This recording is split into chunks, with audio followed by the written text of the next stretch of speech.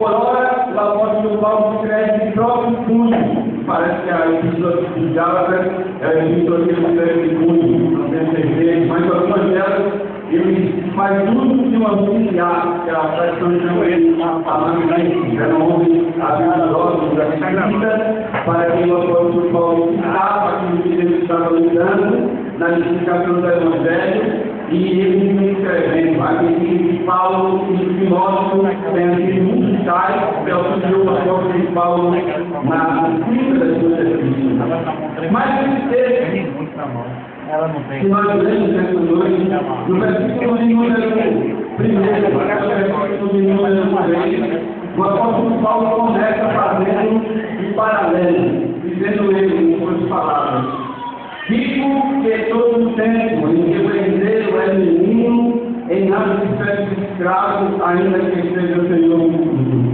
Ele está debaixo de tutores e administradores até o tempo determinado pelo Pai. Assim também nós, quando éramos meninos, estávamos recebidos da servidão debaixo dos rudimentos do... Quantos abriram a sua vida, diga amém?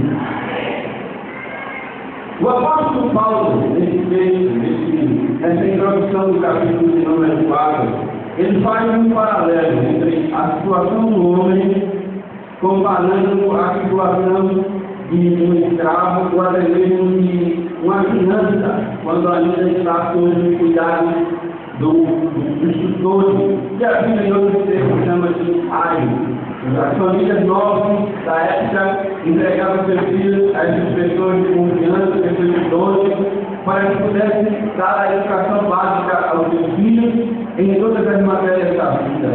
Mas nesse texto o apóstolo Paulo nos compara a crianças, entregues a tutores ou a administradores, até o tempo em que atingimos a maioridade. Nós que o paralelo feito por ele é explicado no verso número 3, quando ele diz: assim também nós, quando éramos meninos, falando do nosso passado, estávamos redigidos à servidão debaixo dos rudimentos do mundo. Ou seja, ele compara a nossa antiga situação com a de uma criança, e indo mais além, como a de um escravo, que não tem vontade própria, que não sabe o que fazer, que não pode decidir o que vai fazer, que não tem honra, que não tem respeito, que não tem acesso, que não tem liberdade.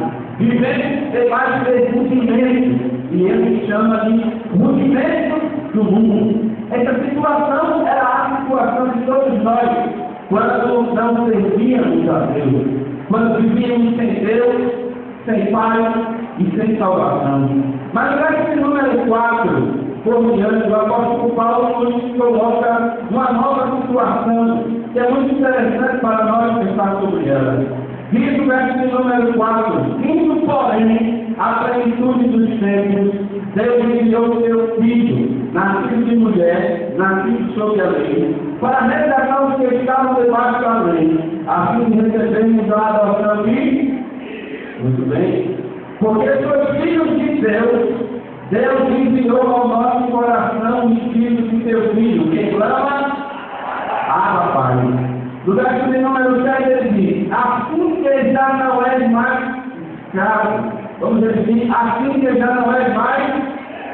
Mas coloque: assim que já não és mais. Mais.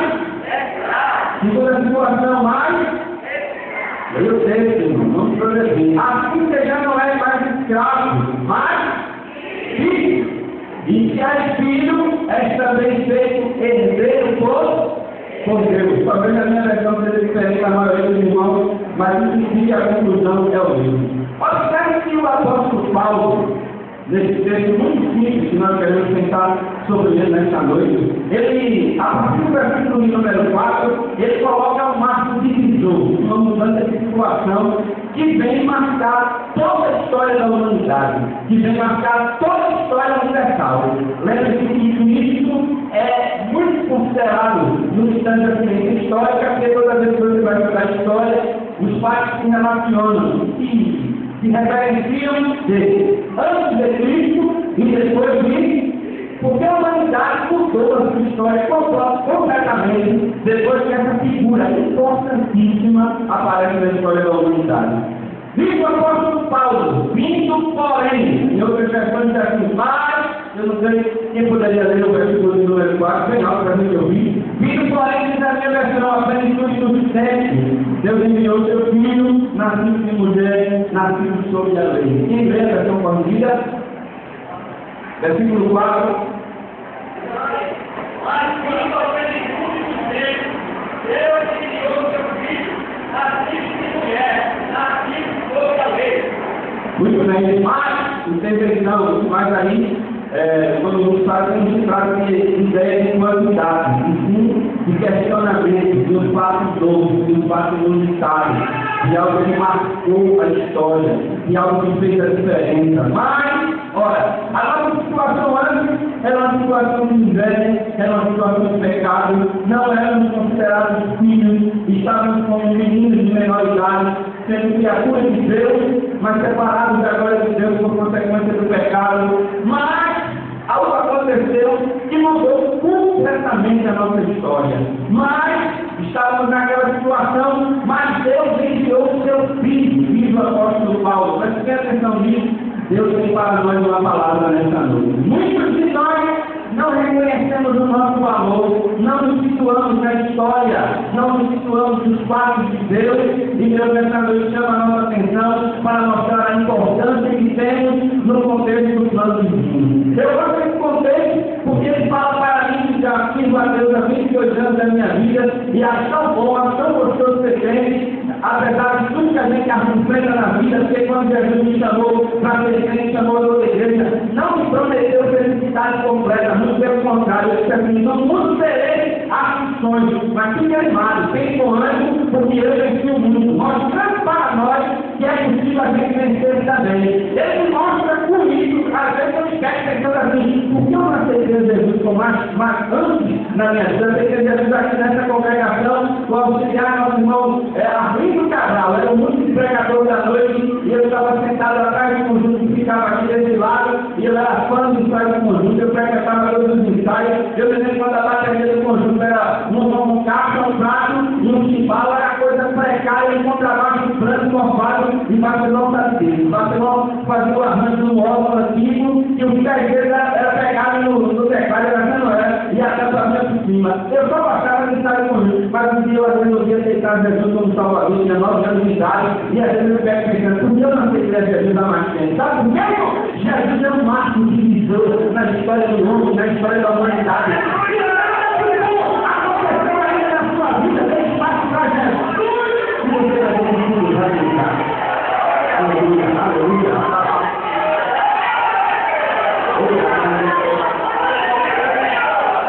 Mas vindo, porém, a plenitude do tempo, Deus enviou o seu filho, nascido de mulher, nascido sob a lei.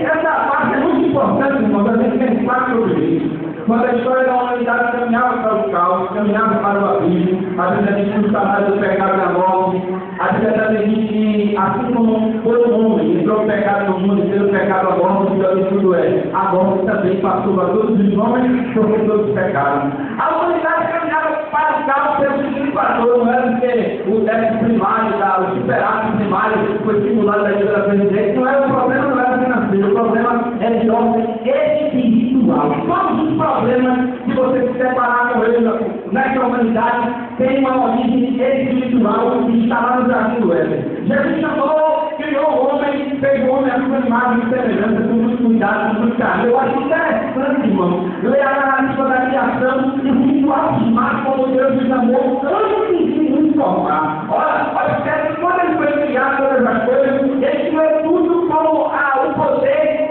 súbito de sua palavra, o seu poder criador. É claro, tem a visão da perfeição daquilo que ele criou, mas tudo ele fez assim, e disse Deus, haja luz e houve, fez o sol, a lua, colocou o travessia de dia, outro de noite, fez os animais, colocou nessa espécie, animais que rasteiam sobre a terra, que voam, que vivem no fundo do mar, mas quando foi fazer o homem, é como se um carro vem em alta velocidade, e ele coloca o pé no freio da quinta caixa para a primeira, e diz, agora vamos pensar direitinho. É o último conceito eterno, e façamos do homem a nossa imagem, conforme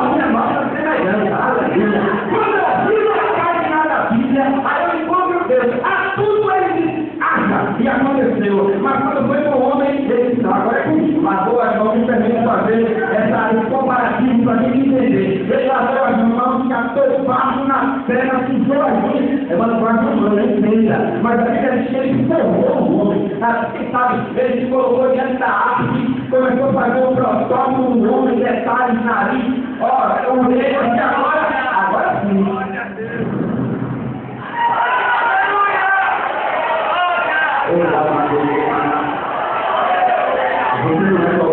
Aleluia, aleluia. E gente aqui chegou a autoestima lá embaixo, já vim para aqui dizendo, primeiro principalmente com a minha própria vida.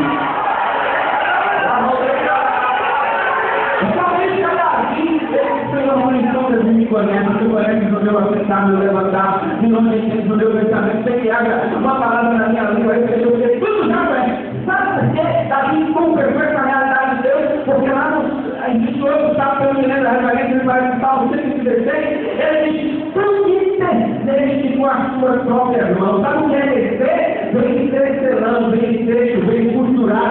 Aquela mulher que sabe fazer um crochê, ou o homem que sabe, pega lá, coloca a agulha entrelaçada na linha e começa a tecer em detalhes, em dó. Quem olha no começo está assim, quer que vai dar isso aí? No final, tem muitos retalhos de venda para forrar a mesa, para chamar a atenção. Mesmo assim sou eu, mesmo assim é você. Você não é obra da sua casa, você não aconteceu de repente, você não está aqui porque não está pensando e não tem o que fazer. Você foi planejado por Deus, você foi vencido por Deus.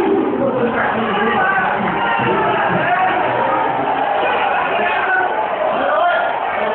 Aleluia.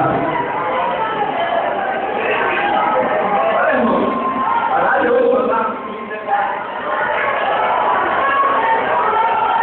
eu estava dando um tratamento na aula de igreja tribunal, a gente está dando, mas digo, porém, apenas no conhecimento de Deus, fez uma perfeição, em comunhão, que aí, olha, toda a árvore do jardim fica à vontade, Deus deu o liberdade, depois deu o limite. Pode dar árvore da ciência do bem e do mal, está no meio do jardim, dela não comer, porque no dia que ela comer, certamente morrerá. Aí vem o problema. O homem trouxe para a sua realidade algo que é muito triste. Eu superei por muito tempo um comunicador desse estado dizer que a única certeza da vida é a morte. A palavra popular diz assim: e quem não foi velho, não escapa. É triste essa realidade, mas é verdade. Todos nós estamos enquadrados em que a Bíblia diz que a nossa vida é como um vapor que aparece e logo se vai. Alguém é pouco vigoroso, teve saúde, você faz saúde, aperta a mão dele, conversa. Aí essa semana eu tive a oportunidade de andar com alguém e falar sobre alguém que a gente conheceu há muito tempo atrás. E essa senhora me encontrei fulano no enterro cigano. No enterro cigano, morreu, faleceu. Ele sofria de diabetes, não tinha nem 50 anos de vida. E eu vi ele fazia pouco tempo andando pelas ruas, trabalhando, falou comigo, apertou minha mão e logo recebeu a notícia que ele faleceu. Só que a gente fica surpreso que é ser humano, mas a Bíblia diz que a nossa vida é como um vapor. O homem aparece e vai embora. Aí deixa eu abrir um parênteses, que o Espírito Santo traz para nós nessa noite. Por que tem tanta gente entre nós, irmão, que é tão orgulhoso, que é tão soberbo, que é tão vaidoso, que acha que pode, que acha que faz, que acha que tudo acontece com todo mundo, só não acontece com ele, não? Abre seus olhos, seja um pouquinho humilde diante de Deus. Você é nacional, você já foi, mas você não vai ter.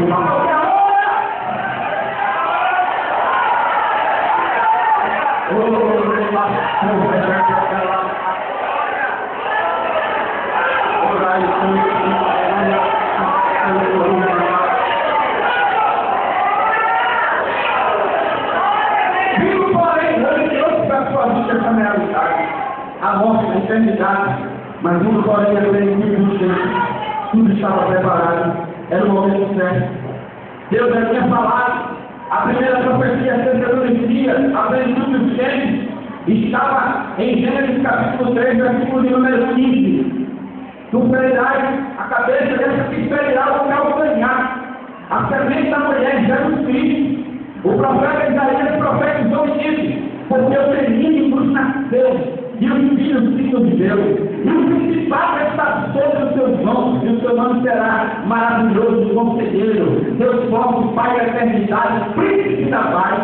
Capítulo 53 de Isaías diz: quem deu crédito à nossa pregação? E a gente se manifestou o braço do Senhor. Você foi subindo como renovo da direita, como raiz de uma terra seca. Não tinha mais de sua gordura. E olhando nós para ele, nenhuma beleza tínhamos para Deus desejado. Era desprezado mais do que entre os homens, homens de dores, e experimentado o trabalho. Nós não fizemos dele caso algum, mas ele foi ferido pelas nossas transgressões, e por isso pelas nossas iniquidades. E o castigo que ele traz a paz estava sobre ele, e pelas suas pisaduras fomos sarados. Isso se enquadra, porque quase foi 200 anos depois, mais de 700 anos depois da profecia de Isaías, que cumpre, como nós acabamos de comemorar uma data que se convencionou, que a gente fica levantando polêmica e vai para o programa de rádio. Foi esse dia no Pedro Porta, o importante é que nasceu, morreu e ressuscitou para a nossa realidade. É o que nós queremos tratar nesta noite. Quando o apóstolo Paulo diz assim: vindo, porém, a plenitude do que é de Deus e seu filho. Ele está dizendo a palavra plenitude, quer dizer totalidade. É como alguém que prepara uma festa, é como alguém que arruma a casa para receber os visitantes, é como assim ganhando que prepara os detalhes daquele que vai chegar. Assim foi Deus no que diz respeito à vida de Jesus Cristo para essa humanidade. O nascimento de Jesus Cristo não se deu por acaso, tudo foi preparado, tudo foi preparado. A política girou no nascimento de Jesus. Quando o Império Romano dominava sobre o mundo, então começou a expandir as estradas naquela região de uma parte à outra. A engenharia náutica, as técnicas de navegação começaram a se desenvolver de forma mais acelerada, de forma que alguém poderia viajar de uma parte para outra, assim como Jesus fez. Andou na embarcação, pregou por uma parte e subiu por vários vezes. Ora, ele tinha um som como esse, que maravilha, esse retorno. Ele não tinha, mas um dia ele chegou, tinha um barco emprestado dos discípulos, subiu no barco na praia, colocou os discípulos na beira-mar, e ele ficou no barco no sentido contrário do vento, de forma que o som de sua voz se propagava, porque os sons são ondas que se propagam na matéria, e quando o vento estava no sentido contrário, todo mundo podia ouvir Jesus. Paulo disse mais vindo, aprendendo os tempos, já tinha barco veredar, já tinha estrada bem para pegar de uma parte para outra. A língua que se falava, uma língua popularizada, era o grego, que todo mundo entendia, que a maior parte ia ser entendido por ele. Quando Paulo disse assim, mais lindo, a frente dos tempos, ele dizia assim: olha, já tem estrada, ele dizia, já tem barco, ele dizia, olha, já tem uma língua comum que todo mundo fala, que fica o grego coiné, ao contrário do grego clássico, que era um grego coiné, um grego popular, digamos assim, um nordestinês bem prático, que Jesus falava e era entendido. E a gente faz questão de ter muito no falar. Jesus falou de forma simples e alcançou o coração da multidão, viu a plenitude dos tempos, Deus enviou o seu filho. Que milagre! Além de tudo, ele enviou o seu filho nascido de mulher, sem ser fruto de um ato de intimidade entre um homem e uma mulher. Diz a Bíblia que o anjo apareceu para Maria, filha, ela tem tudo entre as mulheres. Bendito é o fruto do teu ventre, e o que desse há de ser gerado será chamado Filho de Deus. Ela disse: como é que pode ser isso? Eu sou doida, acaba com essa história. Eu tenho um compromisso de dois, eu não sou casada. O anjo disse: olha, Maria, não é coisa da terra, não, é coisa do céu. Eu tenho filho do Espírito Santo. Aleluia. Eu será somente o Espírito Santo e o poder do Altíssimo te envolverá.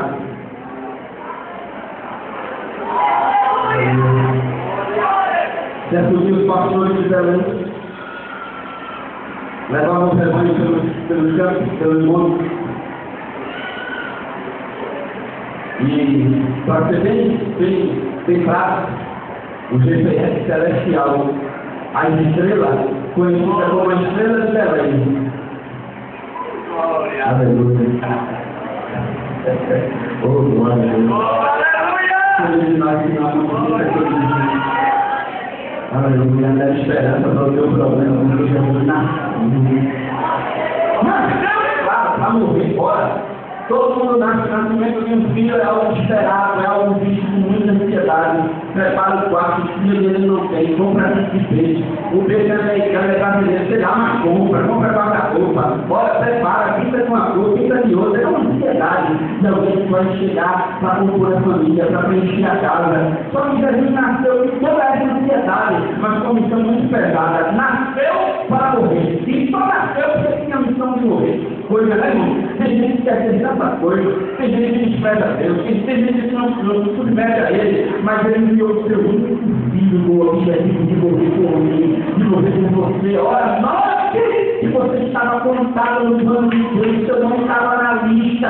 Olha aqui, meu filho, se é que isso aconteceu, é claro que não. Eu estou romanceando a história para que você entenda que Ele nasceu com um propósito. É sobre isso que nós queremos pensar nessa noite. Ele nasceu de forma milagrosa, não tinha lugar para ele nascer. O Augusto César da época, ele pôs um recenseamento, todo mundo tinha que voltar para o seu lugar de origem para ser contado na multidão. E naquela noite se completou o tempo do nascimento de Jesus, a gestação se completou. E bate uma estalagem, bate outra, e não tinha lugar para ele. Sabe que o profeta tinha profetizado já fazia muito tempo, já fazia centenas de anos, que o profeta tinha dito, o profeta Miqueias, capítulo 5, versículo de número 2, ninguém foi naquela cidade, e tu Belém prata, pode que é na cidade, pequenina dentro da cidade, ele sairá um que será rei, aleluia.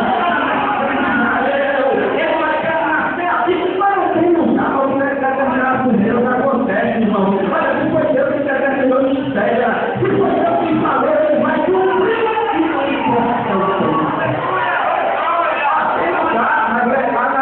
Se você quiser,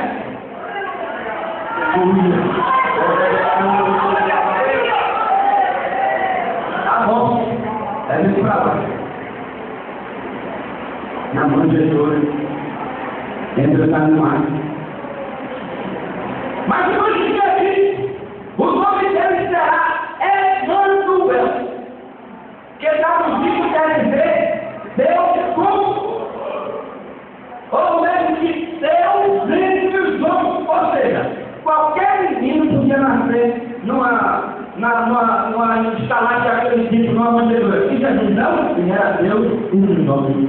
Ali estava escrito a natureza humana, conforme alguns teólogos, e a natureza divina. Como um homem, ele nasce num lugar simples, humilde, entre os animais. Olha, que não era uma sala climatizada, não era um apartamento que a gente existe e tem plano de saúde. Eu quero que o meu filho nasça num lugar bom, claro, você está pagando, tem direito, mas a gente não teve esse privilégio. Acredito que o lugar não era dos mais cheiroso, acredito que o lugar não era agradável, mas sabe o que acontece? O GPS do céu fica os pastores de Belém. Vai lá, que nasceu hoje, aquele que será rei sobre a nação de Israel. E o que aconteceu? Eles fizeram um que tinha nascido na manjedoura, mas não tinha lugar para ele. Um deles se faz com o filho de um rei. Eles levaram ouro, prata, pedras preciosas, incenso, mirra, incensos aromáticos. Ora, aquilo se fazia com o filho de rei. Mas ali está mostrando para todos nós que não se tratava de um homem qualquer, que se tratava da minha e da sua esperança, porque há quem diga que já perdeu a esperança. Mas eu quero como profeta da palavra de Deus nesta noite, que você está enganado, tudo crente, você não está agindo certo, porque a esperança da gente não morre, tudo que tem esperança é a única que morre. Jesus entrou na aldeia de Belém, lá na casa, lá no túmulo de Lázaro, você já vai para com dias, ele está malcheiroso, não fecha isso não, ele chegou lá, quem tem em mim, ainda que esteja roubo, será.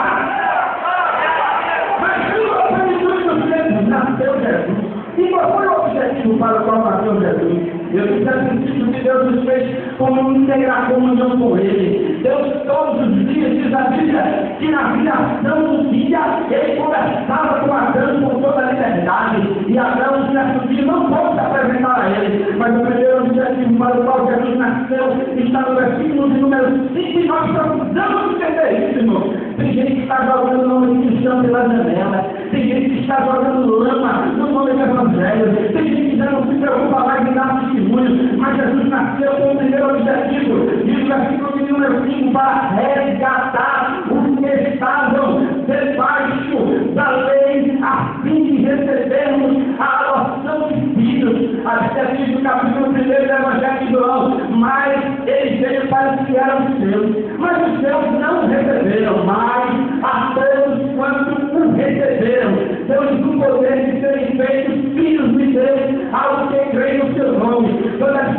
nós fomos resgatados, até que nós fomos tomados de volta. Antes da notícia de um determinado sequestro, a primeira coisa que se coloca em questão quando o sequestrador entra em negociação com a família é o preço do resgate. A nossa situação era a mesma. Imagina o drama de uma família e alguém que tem um ente querido sequestrado e às vezes a crueldade é tamanha que eles têm coragem de cortar um pedaço do meio do corpo do sequestrado e mandar como prova para a família. Aconteceu aqui no nosso país, exemplo como esse, os famosos que terem pasta a sua orelha decepada e mandaram como comprovante para a sua família e ele estava sob poder sequestrador. A nossa situação não era diferente, a nossa situação era a mesma. Estávamos como sequestrados nas mãos do nosso lado inimigo, mas a Bíblia diz que vida vem tudo do Senhor, Deus enviou o seu filho, nascido de mulher, nascido da lei, aquele que nasceu para morrer, ele que ainda morreu na vida, irmão. Irmão, por mais que pregamos o evangelho da vida eterna,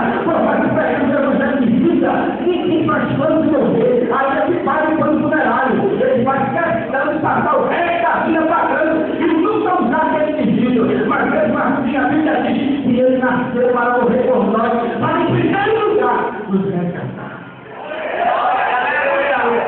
Não é que Deus pediu, mas olha para você falando que ele assim, você tem que Aleluia.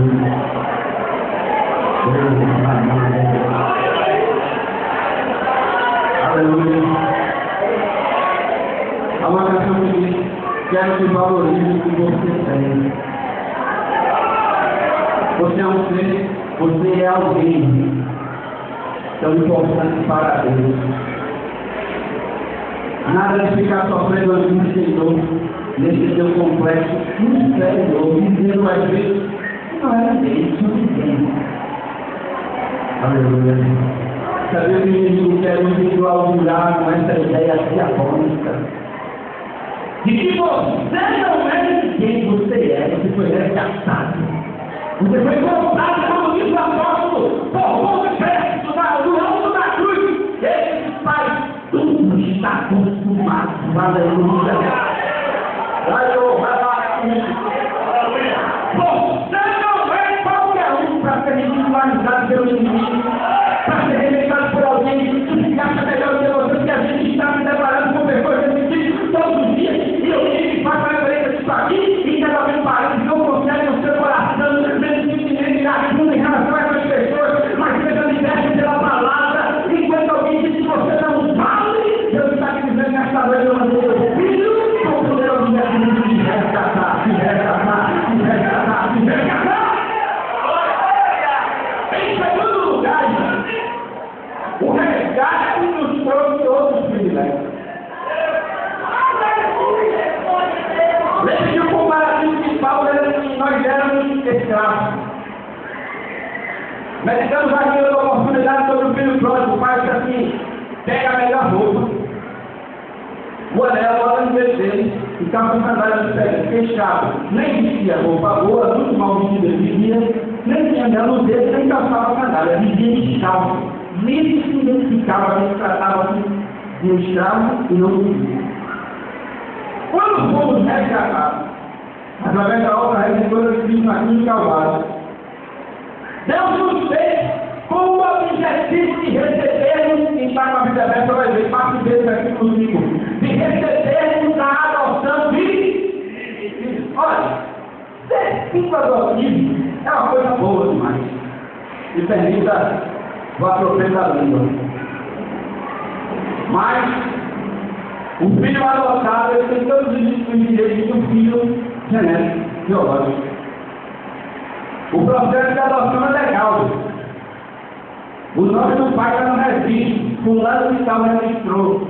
Ciclano que nunca tinha visto, encontrou uma vez na vida que vou adotar no filho. Um dia que um tal, o adotador, se você quer essa palavra, mas não dá para entender o que quer dizer. Vai ser que ele deixou, vai ser dividido tanto para o genético, biológico, como para o adotivo. É um processo de adoção, é um processo legal, é um processo que a Constituição defende, e quem foi adotado tem direito, está no registro, é o nome dele vai dizer.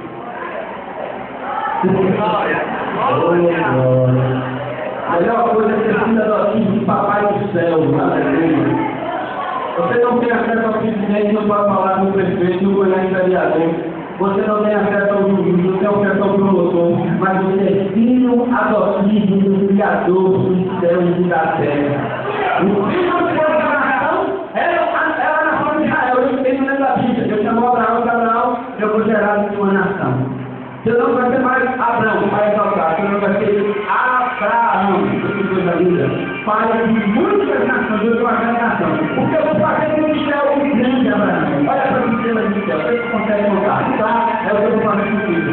Só que João capítulo 1 diz que os filhos gerados de Deus não aceitaram não aceitaram aquele para que ele foi enviado. E os filhos que receberam de oração. Irmão, isso é muito sério. Quando alguém chorar pelas costas, na hora que dividir os bens, eu sou filho, porque eu estou lá contado. Ele me registrou, ele assumiu comigo um compromisso. Ora, quando ele nos resgatou assim que recebemos a adoção de filho. Quem é filho tem muitos privilégios, irmão. Eu quero progredir que o seu tempo já foi embora. Quem é filho recebe a liberdade de ter acesso à casa do Pai. Preste atenção, Deus está falando. A Bíblia é a verdade que liberta. Eu gosto muito de irmão que estou ouvindo, porque a verdade fica no coração e você vai levar para o resto da sua vida. Você vai passar essa semana lembrando de Jesus. Que culto maravilhoso! Não foi nada, foi a palavra de Deus que está sendo esclarecida ao seu coração. Olha, se você não é qualquer um, você não é rejeitado. Quando chegar diante de Deus, não fique distante, não fique diferente. Quando você chegar aqui, não fique pensando que você está sendo visto como olhar para alguém, como se Deus estivesse te olhando, como alguém está te olhando, irmão. Porque às vezes alguém olha a gente de forma competição, condescendente, olha a gente e nos trata segundo os nossos defeitos, só que Deus não é assim não. Deus nos olha assim como olhou o pai do filho próximo, olhou de longe, um camarada estava mal, cheiroso, fedido, o cabelo por cortar, estava de fazer. Ele disse, não, aquele eu conheço, aquele é meu filho, aquele é meu filho, aquele é meu filho.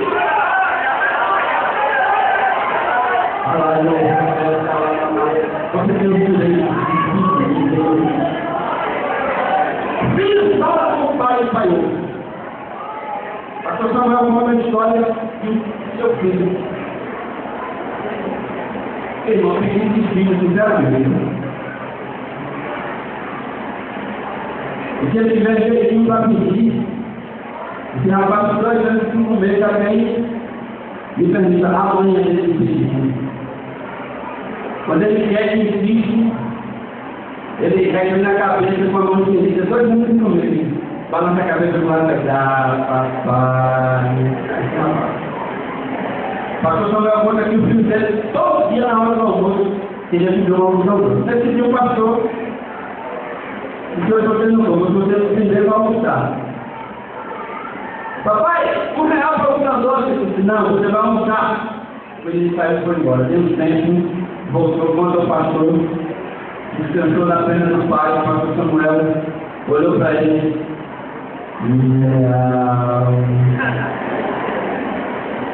Conta o pastor, aquilo que tirou R$1 do bolso. E disse ele, do jeito que ele pediu, se eu não tivesse, eu tinha me mais prestado, é assim ou não é, irmão? Agora imagine de Deus, você é filho de Deus.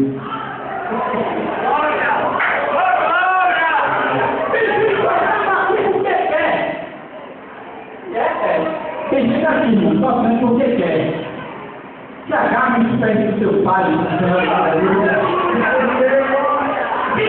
Senhor, eu quero ter a tua vontade de dar, você é filho, e o pai não é filho. A Bíblia diz que é o coração quebrantado e contrito. O Senhor não me despreza, o Senhor não me despreza. Aí eu vou fazer isso, né? Eu realmente eu não vou passar tanto. O filho,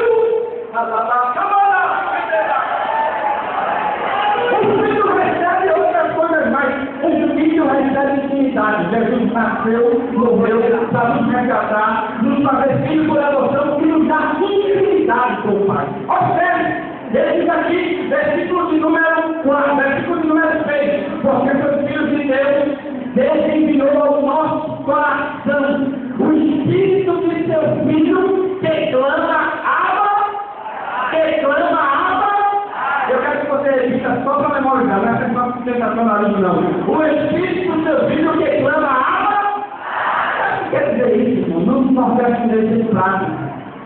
É mesmo chegar, todo mundo tem a sua intimidade. Intimidade é um sentimento que gera atitudes próprias no relacionamento interpessoal. A minha intimidade com a minha esposa, com meu filho, difere da sua intimidade com a sua, mas é algo especial. E Jesus nos deu intimidade com o Pai, porque Jesus foi enviado o Espírito do seu Filho, pelo qual clamamos Abba Pai. Voltando, no nosso Espírito sem prática, ela tem que chegar perto do Pai e dizer assim: Pai, como é que a gente costuma chamar o nosso Pai? Pai. Hoje, praticamente se usava mais isso, mas hoje é papai. Ninguém pode ter isso não, meu irmão. Isso é coisa da intimidade. A intimidade é o tamanho que você chama ele pai, ou papai, ou pai. Paulo está dizendo aqui que pelo Espírito de Deus é dado através do Filho de Deus. Nós temos intimidade com o Pai, intimidade com Deus. Havia um apóstolo que nós, dos 120, Jesus tinha 70, dos 70 ele tinha 12, dos 12 ele tinha 3, Pedro, Tiago e João, dos 3 ele tinha um, que era João, que diz a Bíblia que ele reclinava a cabeça no peito de Jesus, a ponto de ouvir o pulsar do seu coração, isso é intimidade. Aí ele volta ao que diz, gera atitudes particulares, atitudes próprias. Você precisa ter intimidade com Deus para falar com Ele com liberdade, para dizer a Ele o que você pensa, para dizer a Ele o que você quer. Intimidade nos dá liberdade, não é libertinagem. Não estude as coisas. A intimidade com o Senhor é algo tão especial que você tem também com seus filhos, que às vezes você tem em casa mais tarde, fazendo aquele cuscuz gostoso, com aquele ovo bem assado que eu particularmente gosto e que tem na mesa de todo mundo, e quando ele vê sentado na mesa comendo, ele come, entra nas minhas pernas, senta no meu colo e começa a pedir: papai, carne, e ele mete a mão, não precisa pedir, ele já vai pegando. Isso não é uma falta de educação, isso é intimidade que ele tem com o Pai. Isso assim é você e Deus. Você vai sentar na mesa de Deus, dizer a Deus o que você quer, comer no prato dele.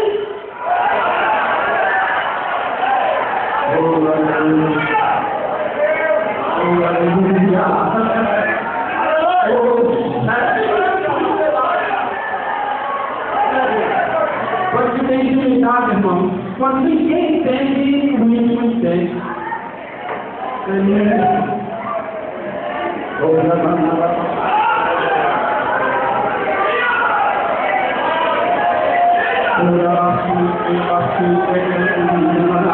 Como é que chama de intimidade que eu tenho?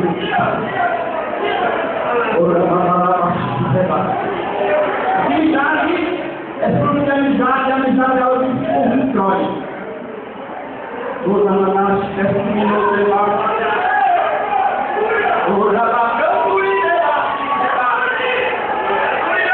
Tem gente aqui que faz tanto tempo que não exercita a intimidade com Deus, que quando chega na igreja, fica sem jeito. Mas Deus se trouxe aqui, por ele que diz aqui hoje.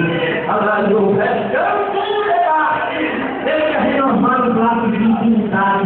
Ele quer que você chegue ao pé dele e se torne na verdadeira de que eu sou meu filho.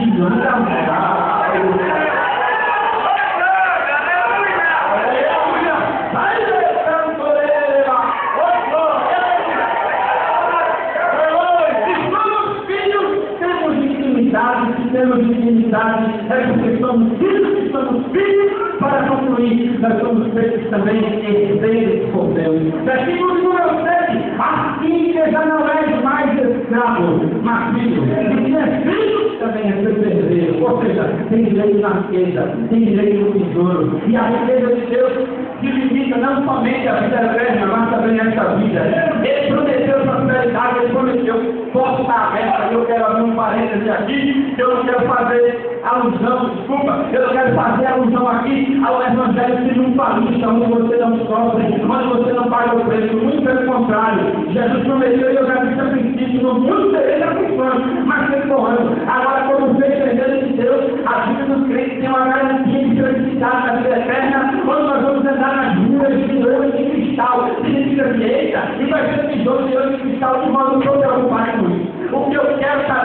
ser fiel e verdadeira, e que um dia eu vou chegar lá, e o que está acontecendo no mundo confirma aquilo que está na palavra. Olha, uma coisa é certa, ele diz, olha, nesta vida 6 vezes mais, e na outra vida é 10. Aí pergunta, eu vou lhe responder pelo Espírito de Deus. Quer dizer que eu vou ficar desempregado a vida toda? Resposta, não. Quer dizer que eu vou passar o resto da vida no setor de trabalho sempre pesquisado pelo meu chefe, com mais capacidade que ele, e ele me humilhando a vida o tempo todo. Resposta, não. Quer dizer que essa enfermidade vai se abater sobre o meu corpo, me impedindo de fazer a obra e eu sei que não cometi pecado. Resposta, não.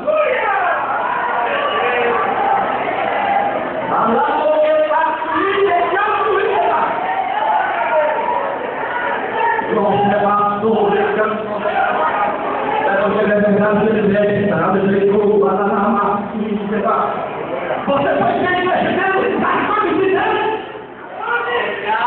Tem gente fazendo, tem que serviço, eu vi o pregador cômico, mas apropriado na palavra, me explica muito bem porque é um crente cheio do Espírito de Deus. Ele diz assim, olha, um crente cheio do Espírito, ele olha para um jacaré e ele não lagartixa, vai para cima, ele não tem medo de prova. O crente vazio, ele olha para uma lagartixa e você já sabe a resposta. Ele é um jacaré, tem gente aqui nessa noite do sabe, mas você foi entender, não entendeu, não foi para ser atuado, derrotado, limitado pela coisa da cabeça, foi Deus que abriu a porta, foi Deus que te chamou, ele vai te dar capacidade, foi Deus que prometeu, ele vai fazer, ele que não quer nessa noite, você que está indo na Deus, entrega a minha vida a Deus, ele está te chamando nessa noite, venha, porque eu tenho um plano na sua vida.